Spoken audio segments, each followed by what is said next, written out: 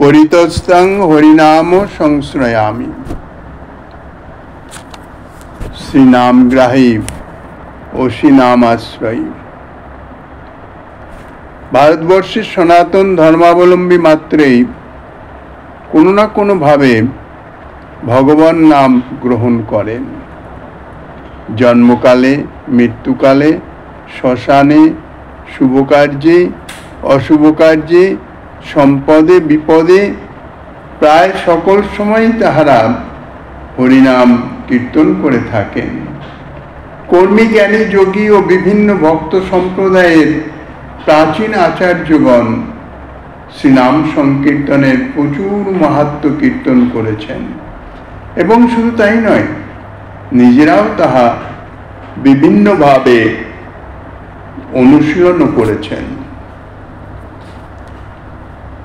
চারি যুগে সত্য, ত্রেতা, দ্বাপর, কলি, চারি যুগের নাম কিন্তু ভিন্ন ভিন্ন আছে।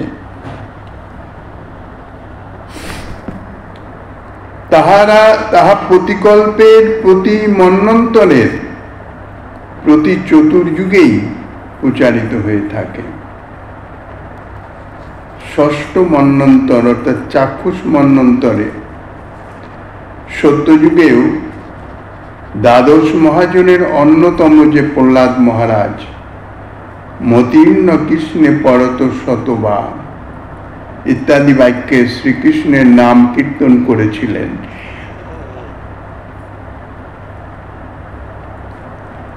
সপ্তম মন্বন্তর এই বৈবস্বত মন্বন্তর, যেটি এখন চলছে। এই বৈবস্বত মন্বন্তরে শ্রী অম্বরীশ মহারাজ সবই মনঃ কৃষ্ণ পদারবিন্দয়। অম্বরীশ মহারাজের এই কথার প্রসঙ্গে, এই বাক্য অনুসারে অম্বরীশ মহারাজ অর্থাৎ শ্রীমদ্ ভাগবতের এই বাক্য অনুসারে অম্বরীশ মহারাজ যে শ্রীকৃষ্ণেরই ভজন করেছেন তাহা জানা যায়। তথাপি তাহাদের সেই সেই যুগে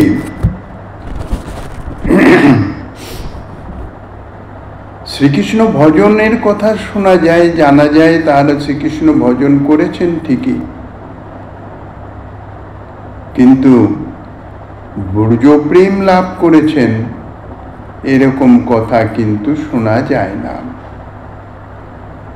ত্রেতা, সাধারণ দ্বাপর ও সাধারণ কলি, এই তিন যুগের তারকব্রহ্ম নামেই কৃষ্ণ নাম রয়েছেন।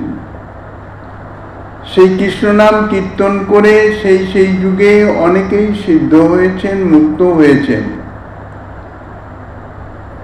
সবই ঠিক আছে, নামের ফল তারা প্রাপ্ত হয়েছেন, কিন্তু সেই সেই যুগে ব্রজপ্রেম প্রাপ্ত হন নাই। শ্রী চৈতন্য চরিতামৃতে শ্রীকৃষ্ণের বাণী থেকে জানতে পারা যায়,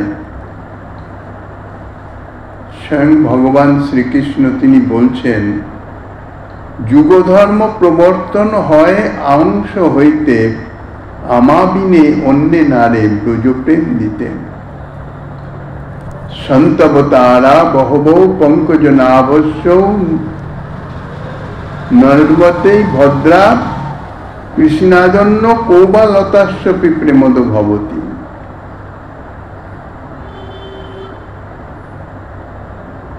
শ্রীকৃষ্ণ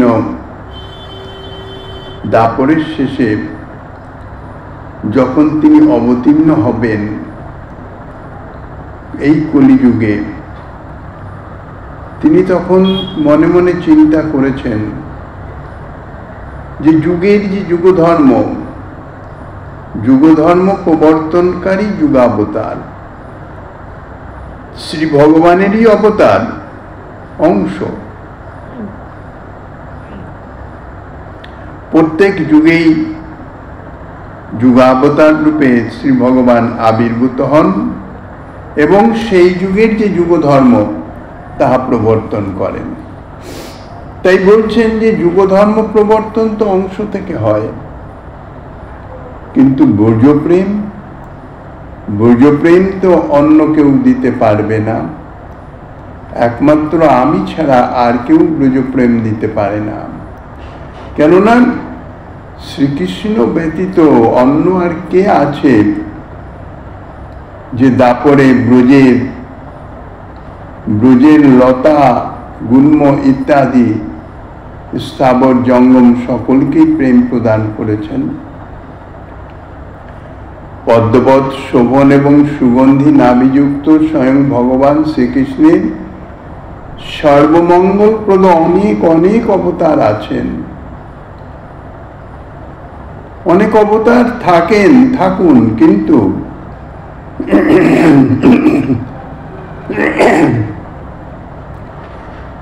স্বয়ং শ্রীকৃষ্ণ ব্যতীত আর কেই বা লতাকে পর্যন্ত প্রেম দান করেন? শ্রী বিঙ্গমঙ্গল বাক্যে একথা জানা যায়। এই বাক্য থেকে জানা যায় যে যুগধর্ম নাম সংকীর্তনের প্রচার সাধারণ কলি যুগাবতারের দ্বারাই সম্পাদিত হতে পারে। অর্থাৎ সাধারণ কলিযুগের যে যুগাবতার, অর্থাৎ প্রতি কলিযুগে যে যুগাবতার আবির্ভূত হন, তার দ্বারাই যুগধর্ম যে নাম সংকীর্তন তাহা প্রচারিত হতে পারে, সম্পাদিত হতে পারে। কিন্তু ব্রজপ্রেম প্রদান তো তাহাদের দ্বারা সম্ভব নয়। স্বয়ং ভগবান শ্রী নন্দনন্দন ব্যতীত আর কেউই ব্রজপ্রেম দিতে পারেন না, পারবেন না।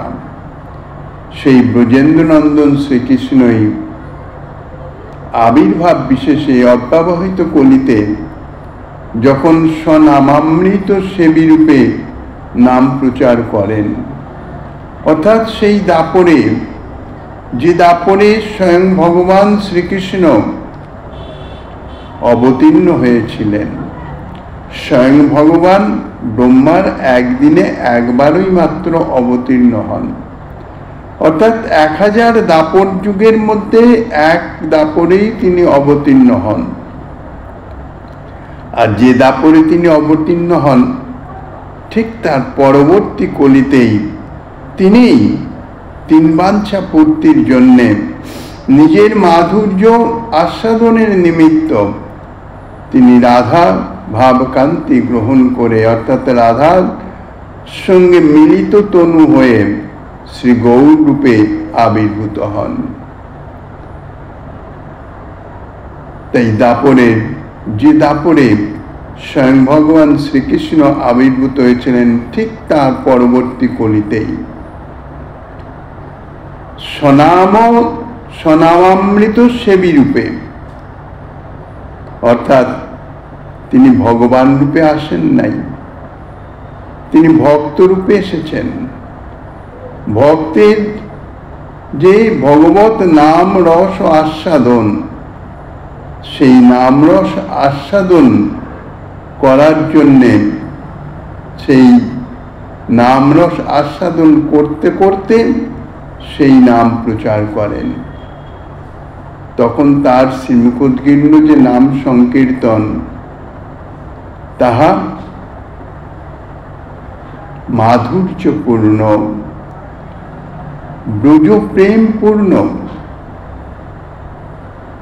আপামর সর্বসাধারণ তাহার সেই অহেতুকী কৃপায় ব্রজপ্রেম লাভ করে ধন্য হন, তাহার শ্রীমুখোদ্গীর্ণ সেই নাম সংকীর্তনের মাধ্যমে। ইহাই বিশেষ কলিযুগের শ্রীনাম কীর্তনের মহিমা বা ফল, ব্রজপ্রেম প্রাপ্তি।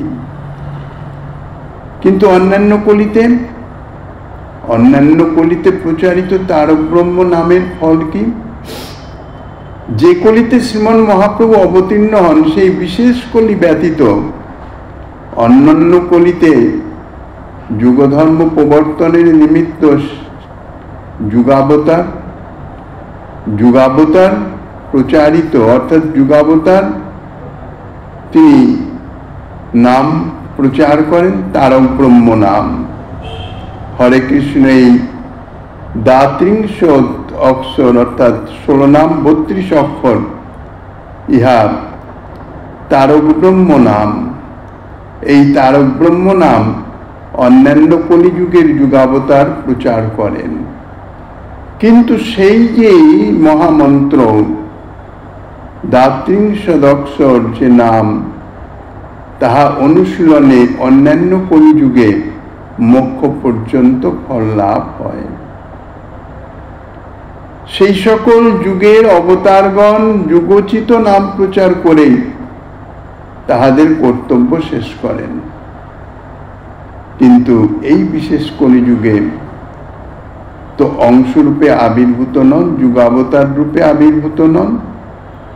স্বয়ং ভগবান ব্রজেন্দ্র নন্দন স্বয়ং আচরণ করে স্বীয় নামের সঙ্গে প্রেমকে মিশিয়ে দিয়েছেন। সর্বশক্তি দিলা নামে করিয়া বিভাগ।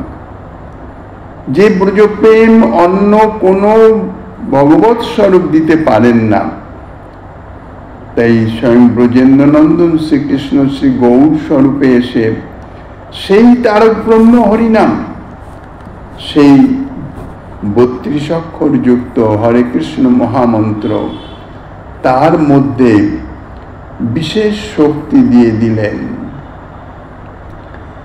অর্থাৎ সেই হরিনাম তিনি নিজে গ্রহণ করলেন প্রেমের সঙ্গে, অর্থাৎ সেই নামকে প্রেম প্রকাশের সামর্থ্য প্রদান করলেন। প্রেমের সঙ্গে তিনি নিজে স্বয়ং প্রেমাবতার, তাই সেই নামও নামিত অভিন্ন, তাই সেই নামেও প্রেম প্রদানের সামর্থ্য প্রকাশিত হল।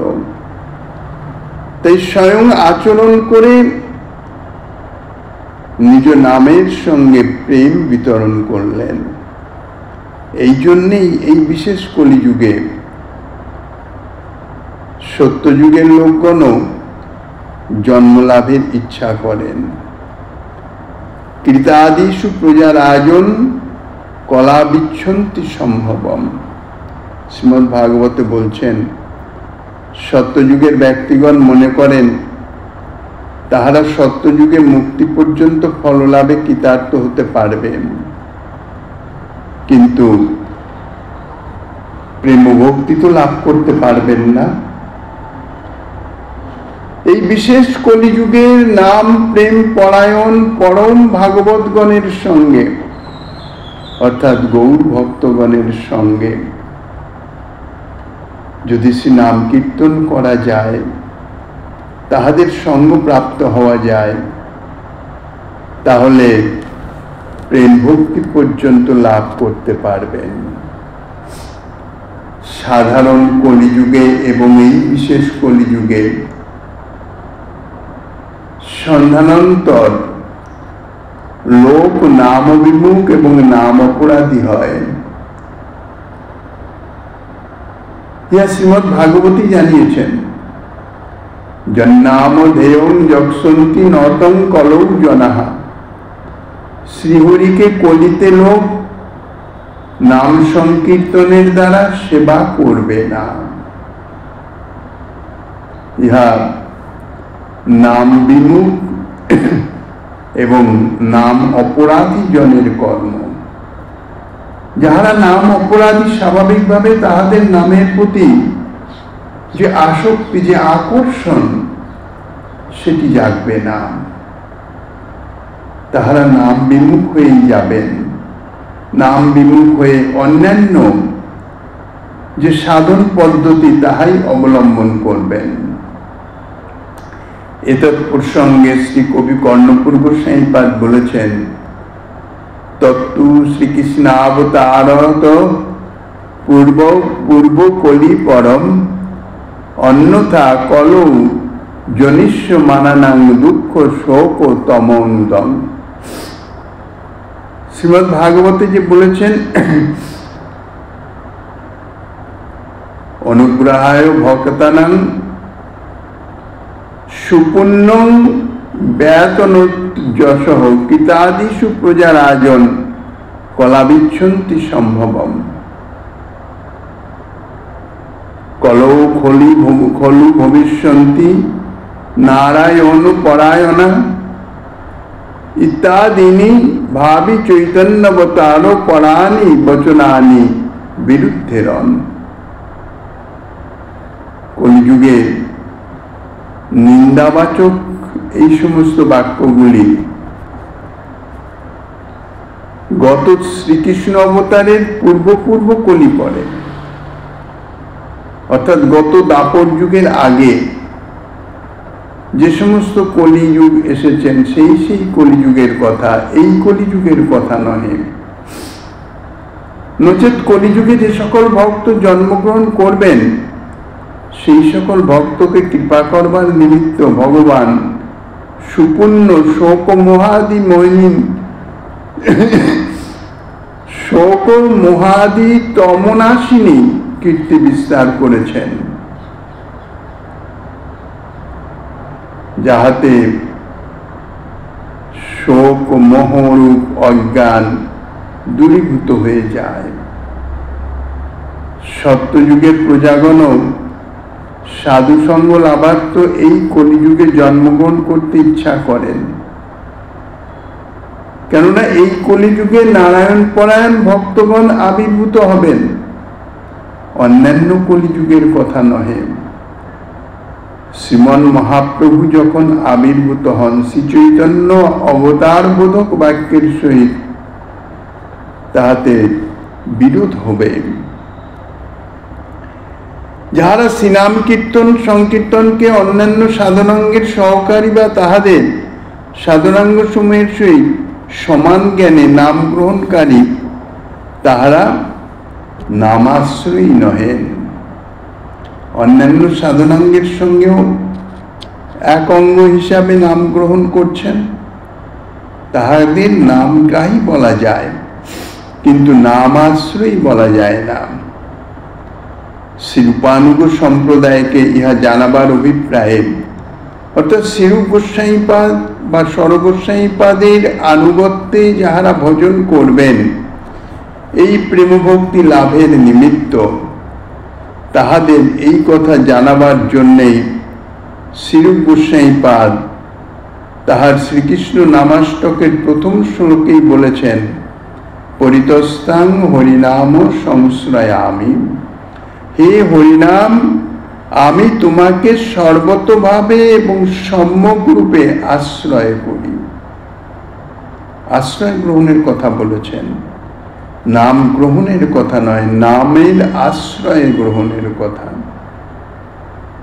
দশবিধ নাম অপরাধের অন্তর্গত যে গুরু অবজ্ঞা বা সাধু অবজ্ঞা, শ্রুতিশাস্ত্র নিন্দনাদি স্থূল অপরাধ সমূহ অনেকেই করতে পারেন, কিন্তু নামকে অনেকেই ধরতে পারেন, অর্থাৎ সাধুর অবজ্ঞা ইত্যাদি হয়ে যাচ্ছে কোথায়, সেটি অবজ্ঞা হয়ে গেলে পরে অনুভবে আসতে পারে, বা অন্যান্য বেদ শ্রুতি পুরাণ ইত্যাদি শাস্ত্রের নিন্দা ইত্যাদি সেটা যদি তিনি করেন তাহলে তিনি সেটা বোধে আনতেও পারেন যে এইখানে আমার অপরাধ হয়ে গেছেন।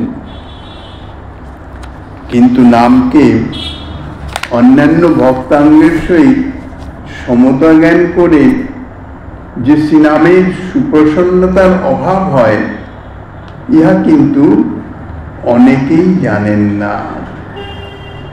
অন্যান্য ভজনাঙ্গের সঙ্গে শ্রী নাম সংকীর্তনের কথা শাস্ত্রে বর্ণিত হয়েছে, নববিধা ভক্তি অঙ্গের সঙ্গে বর্ণিত হয়েছেন, বা পঞ্চমুখ্য ভজনাঙ্গের সঙ্গে বর্ণিত হয়েছেন। কাজেই সকল ভজনাঙ্গের সঙ্গে শ্রী নাম সংকীর্তনকে সমান মনে করা,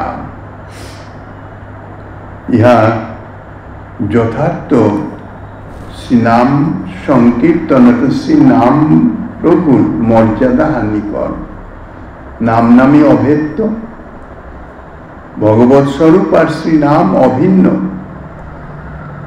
তাই শ্রীনামের যে সুপ্রসন্নতা তার অভাব হয়। শ্রীনামকে অঙ্গীরূপে মুখ্য রূপে প্রীতি সহিত শ্রীনাম গ্রহণ করলে নামের যে প্রসন্নতা জন্মায় তাহার অভাব হয়। এ কথা কিন্তু অনেক বিদ্যুৎ ভজন পরায়ণ ব্যক্তিও ধরতে পারেন না। তার কারণ হচ্ছে ইহা কলির প্রভাব। কারণ এটা কলিযুক্ত, অধর্মের যুগ, কলহের যুগ, ভগবত ভজন বিমুখতা বর্ধিত করবার যুগ। কাজেই কলির প্রভাবে তার বুদ্ধিকে এমনভাবে আচ্ছন্ন করে দেন যে শাস্ত্র বা মহাজনগণের বাণী শ্রবণ করলেও যেন তাহাতে সম্যক রূপে শ্রদ্ধা বিশ্বাস তাহা জাগরিত হয় না, শৈথিল্য এসে যায়। সাধনাঙ্গের অন্যতম যে নাম সংকীর্তন, তাহার সঙ্গসিদ্ধা ভক্তি। শ্রীমদ্ ভাগবতাদি ভক্তি শাস্ত্রের স্থানে স্থানে কর্ম, জ্ঞান, যুগাদি ধর্ম এবং অন্যান্য ভক্তাঙ্গের সহিত শ্রী নাম সংকীর্তনকেও একতম সাধন রূপে, কোথাও একমাত্র সাধন ও সাধ্য অর্থাৎ অঙ্গী রূপে বর্ণনা করা হয়েছে, কোথাও অঙ্গরূপে, কোথাও অঙ্গী রূপে। শ্রীমদ্ ভাগবতের 3য় স্কন্ধে বলছেন, নিষেবিতা নিমিত্তেন সধর্মেন মহীয়সা ক্রিয়াযোগেন স্বস্তেন নাতিংস্তেন নিত্যসহ। মধ্যৃষ্ণ দর্শন স্পর্শ পূজা স্তুত্ব অভিবন্দনৈ ভূতেষু মত ভাবনয়া সত্যি না বঙ্গ মেন চ সত্যি না সঙ্গ মেন চ মহতাৎ বহুমানেন দীনানাম অনুকম্পয়া মৈত্রাং চৈবাত্মতুল্যেষু যমেন নিয়মেন চ আধ্যাত্মিকানুশ্রবণান নাম সংকীর্তনাচ্চ মে আর্য বেনার্য সঙ্গেন নিরহংক্রিয়য়া তথা মদ্ধর্মণ গুণৈ রেতৈ পরিসংশুদ্ধ আশয়। শ্রী কপিল দেব শ্রী দেবহূতি মাতাকে আত্মান্তিক ভক্তি যুগের অঙ্গসমূহ বলছেন। ফলাভিসন্ধি রহিত নিত্য নৈমিত্তিক ধর্মের সম্যগ্রূপ অনুষ্ঠান, ফলাভিসন্ধি রহিত অর্থাৎ নিত্য নৈমিত্তিক যে ধর্ম তাহার সম্যক রূপে অনুষ্ঠান করবেন, কিন্তু তাহার ফলের দিকে কোনো অনুসন্ধান থাকবে না। নিত্য শ্রদ্ধাযুক্ত চিত্তে উত্তম দেশ কাল সম্মত নিষ্কাম এবং হিংসাদি রহিত পঞ্চরাত্রাদি শাস্ত্রবিহিত পূজা, স্তব, বন্দন সর্বভূতে অন্তর্যামী রূপে আমার ভাবনা, অর্থাৎ সর্বভূতে অন্তর্যামী রূপে আমি অবস্থান করছি সেই ভাবনা, সেই সঙ্গে ধৈর্য, বৈরাগ্য, মহতের সম্মান, দিনের প্রতি কৃপা প্রকাশ এবং আত্মতুল্য ব্যক্তি অর্থাৎ নিজের সমান ব্যক্তির সহিত মিত্রতা, বাহ্য এবং অন্তরিন্দ্রিয়ের দমন, বৈরাগ্যের অন্তর্গত। বাহ্য ইন্দ্রিয়কেও শাস্ত্র বহির্ভূত কার্য থেকে বিরত রাখা, দমন করে রাখা। আর অন্তরিন্দ্রিয় অর্থাৎ মনের ভাবনা, আগেই বলা হয়েছে কলির প্রভাব, কলির প্রভাবে মনে নানাবিধ বিরুদ্ধ ভাবনা অর্থাৎ ভজন বিঘ্নকারী ভোগের ভাবনা বা ভোগ্য বিষয়বস্তুর ভাবনা আসতে পারে, কিন্তু সেগুলি দমন করে রাখতে হবে সংযমের মাধ্যমে।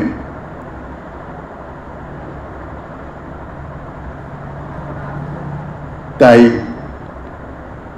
অন্তরিন্দ্রিয়ের অর্থাৎ বাহ্য অন্তরিন্দ্রিয়ের দমন, আত্মানাত্ম বিবেক শাস্ত্রের শ্রবণ। আত্মানাত্ম বিবেক শাস্ত্রের শ্রবণ অর্থাৎ শাস্ত্রে যে বর্ণিত বিষয়, সেই বিষয়ে কোনটি আত্মার প্রয়োজনীয় আর কোনটি অনাত্মার অর্থাৎ আত্মার প্রয়োজনীয় নয়, বিবেকের দ্বারা ইহা বিশেষভাবে নির্ণয়। সেই সঙ্গে আমার নাম সংকীর্তন, সরলতা, সাধুসঙ্গ, গর্বরাহিত্য, কোন রকমের গর্ব অভিমান, আমি করি আমি পারি অর্থাৎ আমিত্ব সম্বন্ধীয় কোনো কিছু, ইহাই গর্ব। এই জন্য দেখা যায় বিশেষ বিশেষ মহাত্মারা তাঁরা কোথাও কোনো কথা বলতে গেলে নিজেকে অর্থাৎ আমি করেছি বা আমার বা এর সম্বন্ধে আমি শব্দটাই উচ্চারণ করেন না, অভীষ্ট দেবের নাম নিয়ে বলেন। রামজির কৃপা বা রামজি করেছেন বা গিরিধারীলাল করেছেন, গোবিন্দ করিয়েছেন, যার যে অভীষ্ট তার কথা নিয়েই বলেন।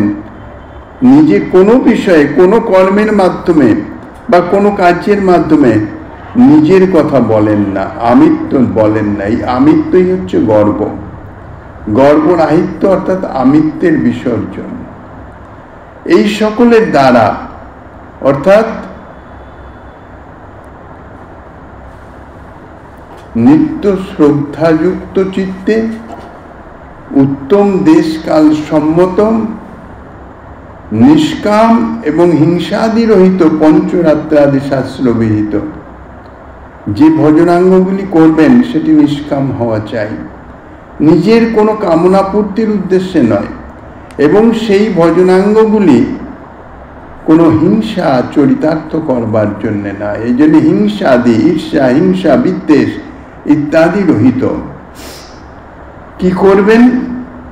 পূজায় স্তব বন্দন, সর্বভূতে অন্তর্যামী রূপে আমার ভাবনা, বাসুদেবম সর্বম।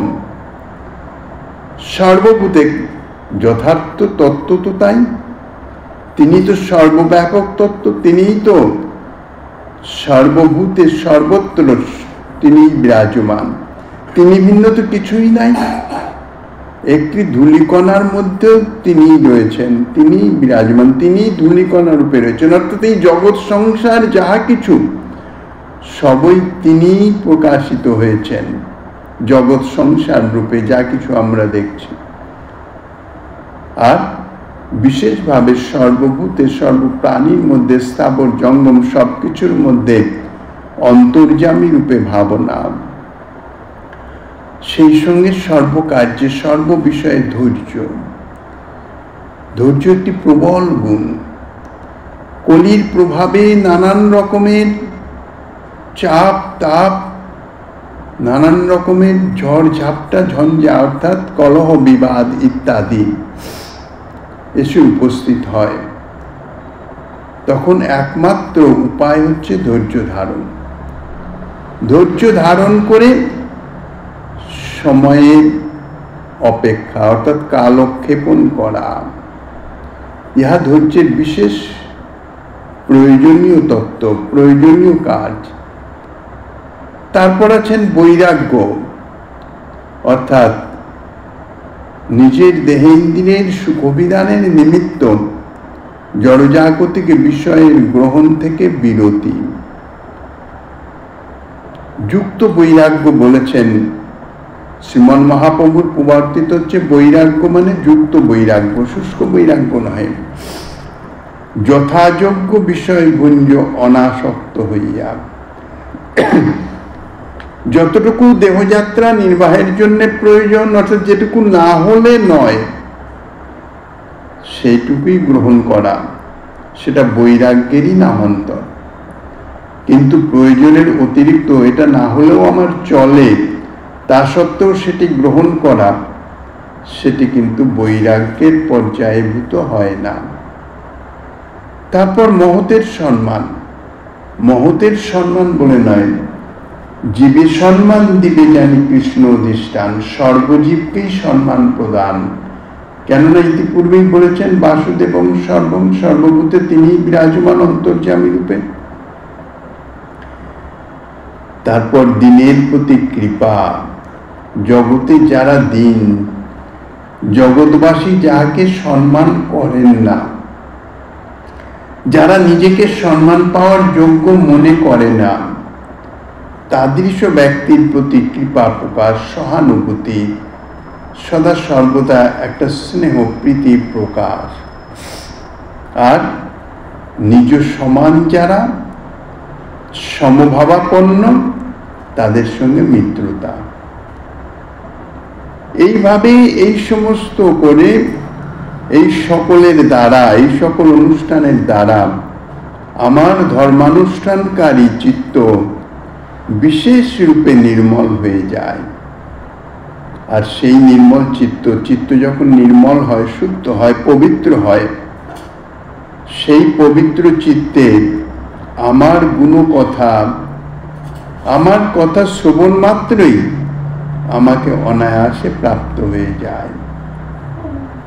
ভগবান কপিল দেব দেবহূতি মাতাকে এই ভক্তিযোগের কথা বলছেন, যে ভক্তিযোগ আত্মান্তিক ভক্তিযোগ। এখানে পঞ্চরাত্রিক অর্চন, বন্দন, মহতের পূজা, সাধুসঙ্গ, শাস্ত্র শ্রবণ ইত্যাদি ভক্তাঙ্গের অন্যতমই হচ্ছেন নাম সংকীর্তন। অর্থাৎ এই সকল ভক্তাঙ্গের সঙ্গে নাম সংকীর্তনকেই একই পর্যায়ভুক্ত করা হয়েছে। এই জন্য শ্রীজীপাদ এই সকল ভক্তাঙ্গকে কর্মজ্ঞান মিশ্রা সঙ্গসিদ্ধা ভক্তির মধ্যে গণনা করেছেন। এগুলি কর্মজ্ঞান দ্বারা মিশ্রিত সঙ্গসিদ্ধা ভক্তি। অন্যান্য ধর্মানুষ্ঠান বা ভক্তাঙ্গ অনুষ্ঠানের ন্যায় এখানে নাম সংকীর্তন ইহা চিত্তশুদ্ধির উপায়, কিন্তু স্বরূপসিদ্ধা ভক্তি যে নাম সংকীর্তন, তাহা সর্বস্বতন্ত্র, সর্বনিরপেক্ষ, সার্বভৌম ধর্ম। স্বরূপসিদ্ধা ভক্তি, সঙ্গসিদ্ধা অর্থাৎ সঙ্গের প্রভাবে যে ভক্তি অঙ্গ অনুষ্ঠিত হয়, বা যে ভক্তি অঙ্গ অনুষ্ঠানের হৃদয়ে বাসনা বা আকাঙ্ক্ষা জগে, যে ভক্তি অঙ্গ অনুষ্ঠানের ভিত্তি হইতেছে সঙ্গ, সেই ভক্তি অঙ্গে সেখানে অর্থাৎ সেইভাবে যদি নাম সংকীর্তন করা হয়, সেই নাম সংকীর্তনের দ্বারা চিত্তশুদ্ধি হয়। কিন্তু স্বরূপশুদ্ধা ভক্তি যে নাম সংকীর্তন, যেটি স্বরূপগত, তাহা সর্বস্বতন্ত্র, এবং সেই স্বরূপসিদ্ধা ভক্তি শ্রী নাম সংকীর্তন, তাহাই হচ্ছে সর্বনিরপেক্ষ সার্বভৌম ধর্ম। শ্রী নাম এবং শ্রী গুরু পাদাশ্রয়। কেউ কেউ মনে করেন শ্রী নামকে অঙ্গীরূপে গ্রহণ করলে বাকি যে গুরু পদাশ্রয় প্রমুখ যে 64 প্রকার ভক্তাঙ্গ আছে, বিশেষত গুরু পাদাশ্রয়ের সর্বপ্রথম অপরিহার্য এবং মূল ভক্তাঙ্গটির প্রতি অবজ্ঞা করা হয়ে যাবে। কেউ কেউ ইহা মনে করেন, কিন্তু বস্তুত তাহা নয়। শ্রী নামই শ্রী গৌরহরি এবং তাহার পরম প্রিয় শ্রী নাম যুগপৎ সুপ্রসন্ন হয়ে তাহাদের নিয়োজন কোনো একান্ত নামপরায়ণ প্রকৃত মহৎকে পাঠিয়ে নামাশ্রয়ীকে অচিরেই কৃপা করেন। অর্থাৎ শ্রী নামী স্বয়ং গৌর হরি, তাহারই তো পরম প্রিয় নাম, অভিন্ন স্বরূপ। নাম গ্রহণ করলে অর্থাৎ নামকে আশ্রয় করে যদি গ্রহণ করা যায়, নামাশ্রয়ী যদি হওয়া যায়, অন্য কিছু নয়, মুখ্যত অন্য কোনো ভক্তি অঙ্গ যাজনই সে করে না। একমাত্র নামেরই উপরই ভরসা, নাম ছাড়া আমার আর কোনো গতি নাই। কলৌ নাস্তেব নাস্তেব নাস্তেব গতির অন্যথা। এই ভাবাপন্ন হয়ে, এটা মুখের কথা নয়, অন্তরের ভাব, একান্ত নির্ভরতা, তাহলে কি হয়? শ্রী নামই অর্থাৎ শ্রী গৌরহরি, নামই তো গৌরহরি আর শ্রীনাম উভয়ই যুগপৎ সুপ্রসন্ন হন। সাধারণ প্রসন্নতা নয়, অত্যন্ত প্রসন্ন হন। অত্যন্ত প্রসন্ন হয়ে কি করেন? নাম পরায়ণ তাদৃশ কোনো মহৎকে তার নিকটে পাঠিয়ে দিয়ে তাকে কৃপা করেন, অর্থাৎ তার গুরুকরণ হয়, গুরু পাদাশ্রয় হয়, নামাশ্রয়ীকে কৃপা করেন।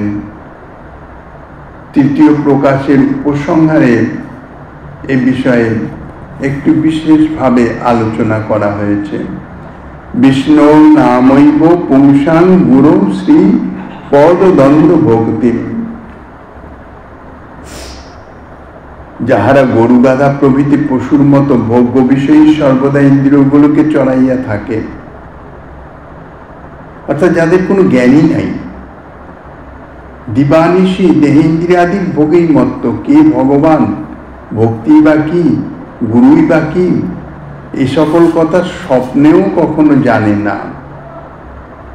তাহাদের ওই নামাভাস রীতিতে, অর্থাৎ অন্যত্র সংকেতে ভগবানের নামের উচ্চারণে যে নামাভাস হয়, সেই নামাভাস রীতিতে, অর্থাৎ তাহাদের কখনো কোনোভাবে সেই নামাভাস হয়ে গেলে নিরপরাধে হরিনাম গ্রহণকারী অজামিনাদি ব্যক্তিগণের ন্যায় গুরুর আশ্রয়ে ব্যতীতই উদ্ধার হয়ে যান। হরি, কিন্তু হরি ভজনীয়, ভজনের দ্বারাই শ্রীহরির সাক্ষাৎকার হয়। আর সেই ভজনের উপদেশক হইতেছেন যিনি, তিনি গুরু। গুরুই সেই ভজনের উপদেশক। গুরু থেকে উপদেশ প্রাপ্ত হয়ে ভক্তগণ পূর্বে শ্রীহরিকে লাভ করেছেন। এই সমস্ত বিষয়ে যাহারা জেনেছেন, শুনেছেন, এইরূপ বিবেক বিশেষ যুক্ত হয়েও শ্রীকৃষ্ণ নাম দীক্ষা পুরস্চর্যাদির বিধির অপেক্ষা করে না, জিহ্বায় স্পর্শেই সকলকে উদ্ধার করেন, এই প্রমাণ দেখে এবং অজামিলাদির দৃষ্টান্তের বলে শ্রীকৃষ্ণ নাম গ্রহণ করলেই তো হয়। শাস্ত্রে তো বলেছেন কৃষ্ণ নাম দীক্ষা পুরস্চর্যাদির কোনো অপেক্ষা রাখে না, তাহলে আমার গুরুকরণের প্রয়োজন কি? গুরুকরণ শ্রমের আবশ্যকতা কি? নাম কীর্তনের দ্বারাই তো আমার ভগবত প্রাপ্তি হয়ে যাবে। যে ব্যক্তি এই রকম মনে করেন তাহাদের কিন্তু অপরাধ হয়ে যায়। কেননা শাস্ত্র বাক্যে গুরু পাদাশ্রয়, এই তো শাস্ত্র বাক্য, তাহাদের গুরুতে অবজ্ঞা, অবজ্ঞা লক্ষণ যুক্ত মহা অপরাধের ফলেই ভগবত প্রাপ্তি হয় না। একান্তভাবে নাম গ্রহণ করলেও এই যে শাস্ত্রবাণীতে অবজ্ঞা, গুরুতে অবজ্ঞা, গুরুকরণের আবশ্যকতা নাই, নামই আমাকে উদ্ধার করবেন, এই অপরাধের ফলে নাম অপ্রসন্ন হয়ে যান। তার ফলে নামের কৃপা তাহার নিকটে ফলবতী হয় না, প্রকাশিত হয় না। তবে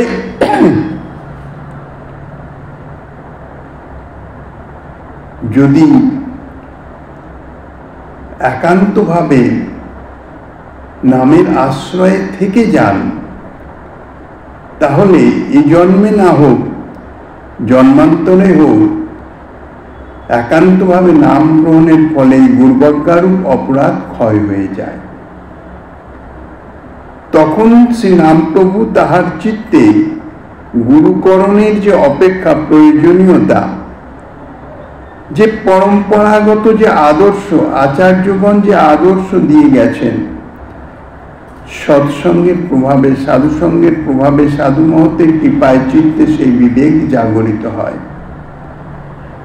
তখন শ্রীগুরু চরণাশ্রয় করেই সেই ব্যক্তিও ভগবানকে প্রাপ্ত হন।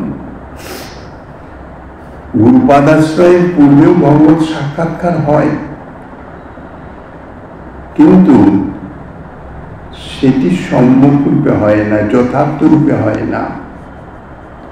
স্বয়ং নামদেবের চরিত্রে ইহা দেখা যায়। স্বয়ং নামদেব তৎকালীন দিনে সন্তের সমাবেশ হতো।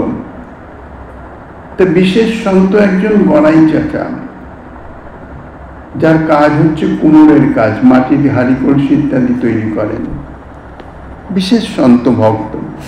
তার ওখানে সন্ত জমায়েত এসছেন, সঙ্গে শ্রী নামদেবও আছেন।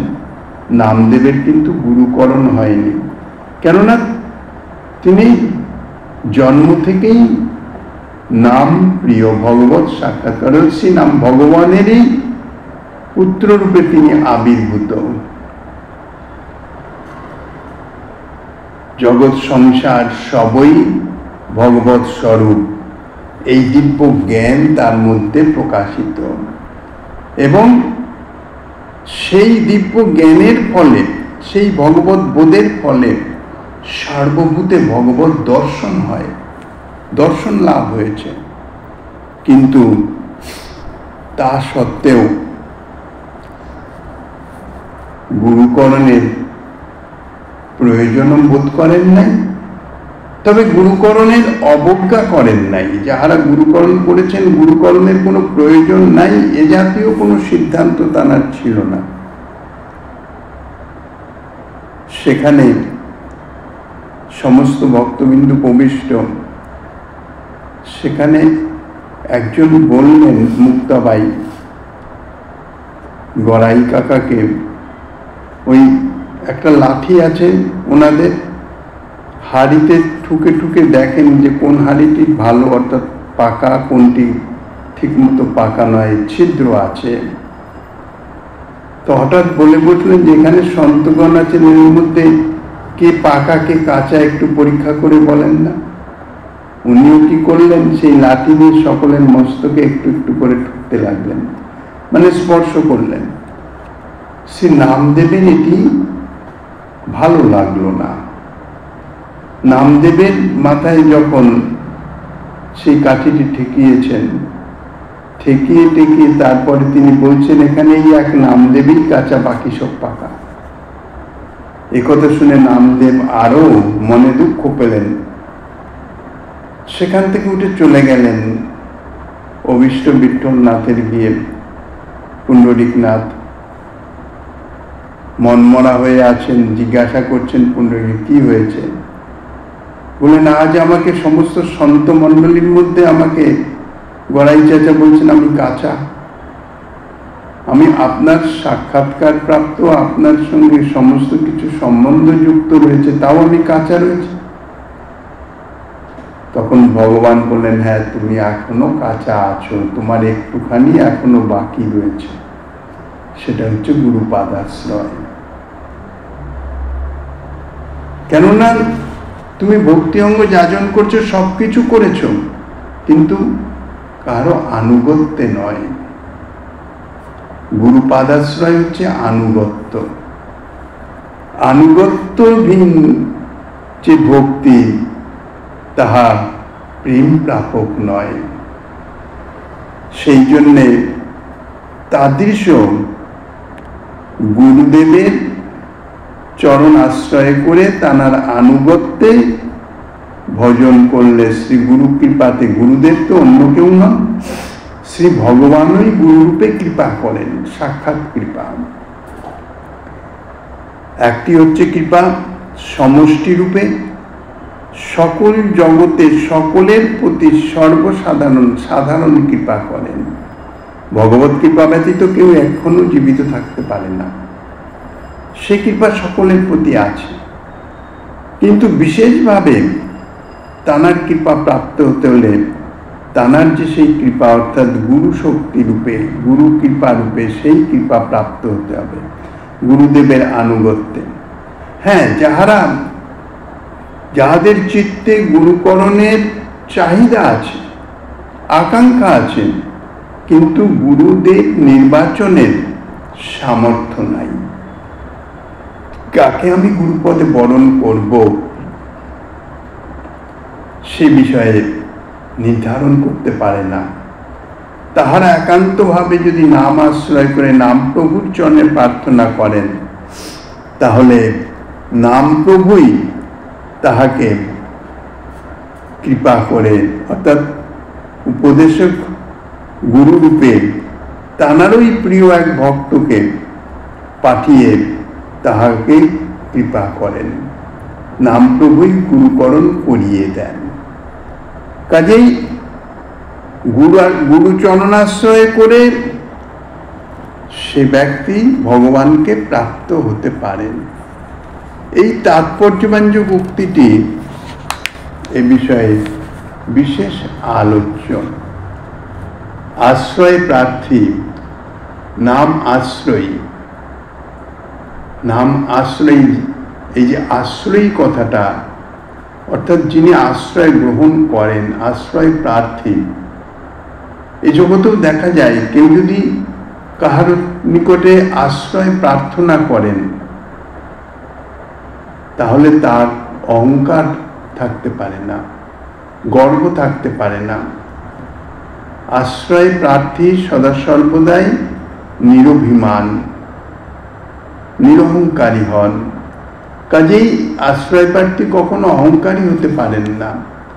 নিজেই নিজের মঙ্গলামঙ্গল বুঝতে সমর্থ, সমস্ত শাস্ত্র সিদ্ধান্ত বিচারে যোগ্য, কাহারও আনুগত্যের প্রয়োজন নাই বা জগতে উপযুক্ত গুরুই নাই, তাদৃশ মহৎ ব্যক্তি নাই, এইরূপ বিচারে যে গুরুগ্রহণ থেকে বিরত থাকেন, অর্থাৎ যিনি যান গুরুকরণ করেন না, গুরু পাদাশ্রয় করেন না, ইহা অত্যন্ত অপরাধের ফল। একান্ত নামাশ্রয়ী হলেও কিন্তু তার এতাদৃশ মনোভাব যদি থাকে, তাহলে বুঝতে হবে ইহা অপরাধের ফল। কিন্তু সদ্গুরু পাদপদ্মের সুদুর্লভ দর্শন সৌভাগ্য লাভের পূর্বেও এই বিশেষ কলিযুগে পরম সুলভ শ্রী নামের মাহাত্ম্য শ্রবণের সৌভাগ্য লাভ করে, শ্রী নাম মাহাত্ম্য শ্রবণের সৌভাগ্য লাভ করা ইহাও অত্যন্ত দুর্লভ। কেহ শ্রী নামাকৃষ্ট রসজ্ঞ শ্রী গুরুপাদ পদ্ম দর্শন লাভের জন্য যদি শ্রী নামেরই আশ্রয় গ্রহণ করেন, তবে তাহাতে শ্রী নাম প্রবর্তক শ্রী গৌরহরি তাহার শ্রী নাম এবং শ্রী নামৈক জীবন মহৎ বা সদ্গুরুদেব অধিকতর প্রসন্ন হয়ে প্রভূত কৃপাই করেন। কারণ আশ্রয় লইয়া ভজে তারে কৃষ্ণ নাহি ত্যাজে, আর সব মরে অকারণ। ঠাকুর মহাশয়ের এই বাক্যে যেমন মহতের সম্বন্ধেও বলা যায়, মহতের আশ্রয় নিয়ে থাকলে, অর্থাৎ গুরু পাদাশ্রয়, তাহাকে শ্রীকৃষ্ণ ত্যাগ করেন না। অথবা শ্রী নামের আশ্রয়ে থাকলেও, অর্থাৎ আশ্রয় গ্রহণ করতে হবে। মহতের সম্বন্ধেও যেমন আশ্রয়, শ্রী নামের সম্বন্ধেও তেমনি আশ্রয়। শ্রী নাম শরণাগতকে বা আশ্রিতকে সর্বদা অভয় দান করেন, রক্ষা করেন, ইহাই তাহার ব্রত। কেননা নাম নামই অভয়, শ্রী ভগবানের ইহাই তো ব্রত। এই জগতেও দেখা যায় কেউ যদি কাউকে আশ্রয় প্রদান করে, তাহলে তাহাকে সর্বতভাবে রক্ষা করেন। আশ্রিতকে আশ্রয়দাতার রক্ষা করা ইহাই হচ্ছে ধর্ম। সুরিতাশ্রিত জনার্থীর আশ্রয়ে, শ্রীরূপপাদের এই উক্তি থেকেও তাহা জানা যায়। এই বাস্তব সত্যটি বহু সত্যানুরাগী সাধকের জীবনে পরীক্ষিত হয়েছে। বাস্তবিক যদি আশ্রয় গ্রহণ করে থাকা যায়, কিন্তু মূল হচ্ছে একটাই, আশ্রয়ী ব্যক্তি কখনো অহংকারী হয় না। যতক্ষণ পর্যন্ত নিজের হৃদয়ে অহংকার অভিমান থাকবে, আমিত্ব বোধ থাকবে, ততক্ষণ পর্যন্ত তার আশ্রয় যথার্থ আশ্রয় হবে না, সফলীভূত হবে না। আশ্রয় মানে নিজেকে সর্বতভাবে তাহার চরণে সমর্পণ করে দেওয়া, তাহাকে রক্ষাকর্তার সর্ববিষয়ে রক্ষাকর্তা রূপে বরণ করা, শুভাশুভ সমস্ত বিষয়। কাজে নিজের মধ্যে যদি একটু অহংকার অভিমান থাকে, আমিত্ব বোধ থাকে, তাহলে তো সেটি সম্ভব নয়। কাজেই এই যে আশ্রয় গ্রহণ করা, এটা অত্যন্ত সুকঠিন বিষয়। মুখে বলা যায় ঠিকই, হে প্রভু, আমি তোমার একান্ত আশ্রয় গ্রহণ করছি, তুমি আমার আশ্রয় দাতা, মুখে তো বলা সম্ভব, কিন্তু তাদৃশ নির্ভরতা আসে কি? নিজের চিত্তের যে অহংকার অভিমান, আমিত্ব বোধ, কর্তৃত্ব বোধ, সেটি তো যতক্ষণ পর্যন্ত না সম্যক রূপে দূরীভূত হচ্ছে, ততক্ষণ পর্যন্ত যথার্থ আশ্রয় হয় না। কৃষ্ণ নামটি বীজ, বীজেই ধীরে ধীরে অঙ্কুর, চারাগাছ, বৃক্ষ, স্কন্দ, শাখা, প্রশাখা, পত্র, পুষ্প, ফল আকারে প্রকাশিত হয়। প্রথমে তো বীজই থাকে, বীজ থেকেই তো ধীরে ধীরে বিশাল মহিরু হয়ে যায়। তা শ্রীনামই মন্ত্র ও মন্ত্রগুরু প্রকাশ করেন। নিজের চেষ্টায় মন্ত্র গ্রহণ বা অগ্রহণ কোনটি কল্যাণকর হতে পারে না। প্রবর্তক অবস্থায় নাম, সাধক অবস্থায় নাম, সিদ্ধ অবস্থায় নাম। ক্ষেত্র কর্ষণাদি না করে, অর্থাৎ ক্ষেত্র প্রস্তুত না করে যদি বীজ বপন করা হয়, তবে কি হয়? বীজ অঙ্কুরিত হয় না। শ্রী গৌর মুখোদ্গীর্ণ নামের কৃপায় চিত্তক্ষেত্রের কর্ষণ হয়ে যায়। অর্থাৎ শ্রীমন মহাপ্রভু যে নাম দিয়েছেন, সেই নাম কীর্তনের ফলে চিত্তটি কর্ষিত হয়ে যায়, অর্থাৎ চিত্ত বীজ বপনের যোগ্য হয়ে যায়। সেই নামই আবার শ্রী গুরুপাদ পদ্মকে প্রদর্শন করিয়ে বীজ মন্ত্র প্রদান করেন এবং ভজন ক্রিয়ায় নিয়োগ করে দেন। সেই নামই একটি মূল তড়িৎ উৎপাদক যন্ত্র, অর্থাৎ ডায়নামো যাকে বলে, যার থেকে বিদ্যুৎ উৎপন্ন হয়। তা থেকে উৎপন্ন বিদ্যুতের দ্বারা বিভিন্ন কার্য করা যায়।